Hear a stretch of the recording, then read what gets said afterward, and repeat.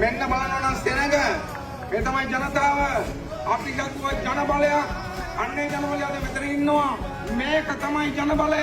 අපේ රටේ ජන බලය තියෙන්නේ කොතනද වෙන කොහෙත් නෙවෙයි ඒ ජන බලය තියෙන්නේ ජාතික ජන බලය ගත්තෙත් මේ ගෝල් පිස් පිටින් එක අපිට තාක්ෂණ පුළුවන්කමක් තියෙනවා අපේ රටේ අවුරුදු 5කට ජනාධිපති මාලිමාවෙන් පත් කරපු ජනතාවගේ ඡන්දෙන් පත් වෙච්ච අනුර දිසානායක සහෝදරයා ඒක හොල්ලන්න කාටවත් බෑ මේ මහා දෙවෙන්ද ජන ගංග කියන්නේ ඒකයි මේ ආණ්ඩුවට අත තියන්න කාටවත් බෑ කියන එක තමයි මේ කියන්නේ වසර 5කට ජනාධිපති අනුර සහෝදරයා මේ මාලිමාවේ ආණ්ඩුව අපයන් පස්සේ වෙන්නේ මොකද්ද අපයන් පස්සෙත් එහෙම තමයි ඊළඟ පහට මාලිමාව ඊළඟ පහට මාලිමාව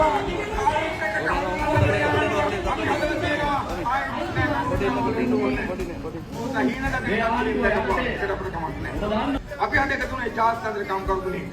පුරන්නවා අපි ලෝකේ පුරාම වැඩ කරන